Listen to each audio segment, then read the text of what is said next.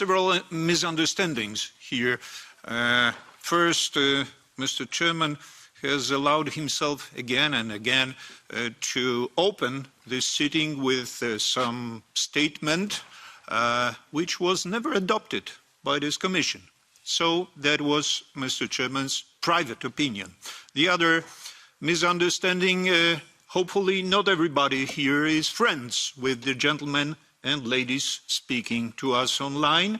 Certainly I'm not friends with the representatives of the regime that is both corrupt and deadly to its own people, and entertaining, celebrating the tradition and praxis of genocidal Bandera theory and praxis.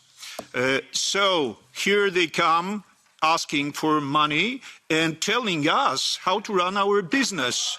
They propose some blacklists of European businesses. I would rather have them. Thank you very much. Mr. Brown, you had your minute. Thank you very much. Next is Mr. Kolar. Thank you very much. Well, to start off, I pretty much don't understand why people like you, Mr. Brown, repeatedly call for Ukraine to capitulate instead of calling upon Russia to lay down the weapons. But give me one more. I guess that you receive clear orders either from St. Petersburg or the Kremlin directly, so I'm not very much surprised. Our colleague, or not our colleague, the colleague has brought a new sad quality also to the atmosphere in this committee. He enjoys playing this role, but indeed the one thing is how you behave, but if colleagues feel intimidated, then that is unacceptable. There will be a follow-up. We have already noted this, Marty. Okay. Is that a point of order, Mr. Brown, or do you want to continue your propaganda? Yes, there is a point of order, Mr. Chairman. I was simply trying to note the name of the speaker accusing me of being somebody's agent here. And now I know the name, and I am asking the person to call for the police, maybe secret police, to check on the situation. And you, Mr. Chairman, after such accusation, you should not rest in silence, rest in peace, unless you thoroughly check whether there are foreign agents in this House, in this committee. Because obviously I could declare I'm not. I come from Poland. I represent 100,000 Polish voters.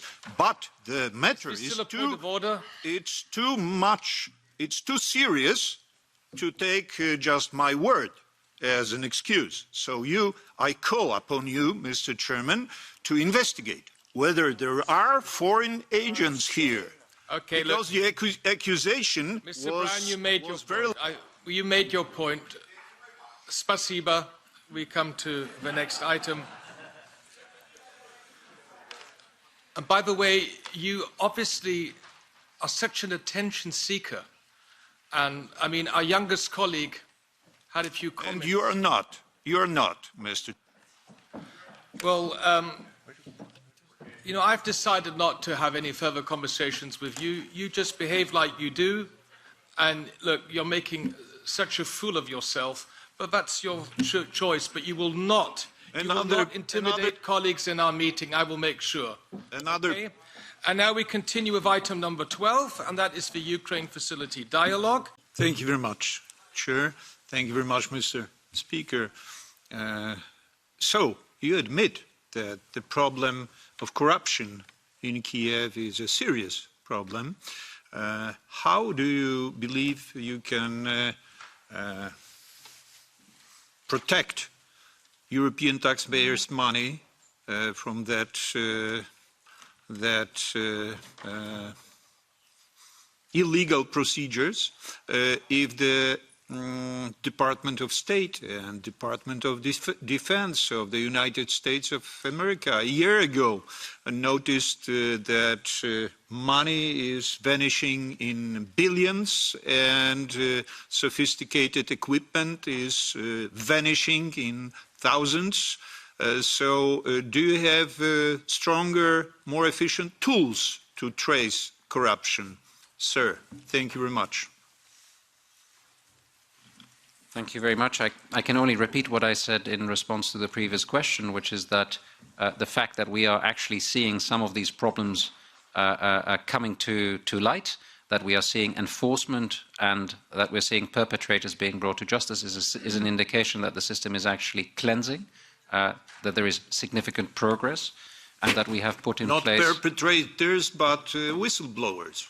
Perpetrators are being brought to justice, including very senior officials and even judges, as we have seen earlier this year.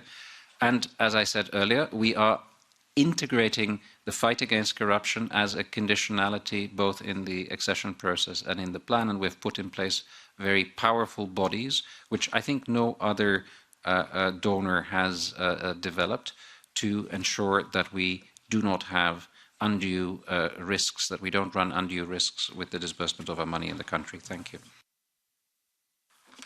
Thank you. The question is, why should we go to each and every war that the United States wants to send us to? Why should we fight trade wars, proxy wars, wars of terror, instigated by the United States of America, both previous and future administration? We can easily see that Mr. Biden is trying to put the world on fire to leave some unpleasant surprises for his successor. Serbia, Syria, Georgia, why should we fight these wars? No. We cannot address more questions, sorry, because the time of questions and the catch the eye was before. But there was no answer. There was no answer. If I can, your question was about China? My question was, well, why is the United States of America always choosing friends and enemies for Europe?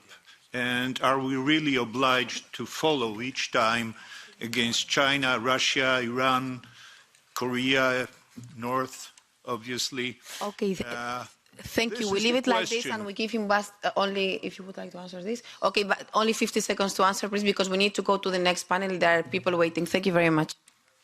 No, I'm not here to answer for the United States. I'm here to answer for the European Union. And the question that was asked was why we are closer in our position to the United States.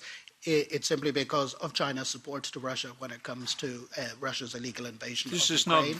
This is not any. Sorry, you are not allowed anymore to have the word. Sorry, you have your turn, and that will make a lot of differences with the rest of the speakers here. Thank you very much. You know perfectly well that I have no time here to express my views. Okay, thank you very much. Everyone has their time. Thank you. You are not allowed to speak anymore. Thank you, and sorry.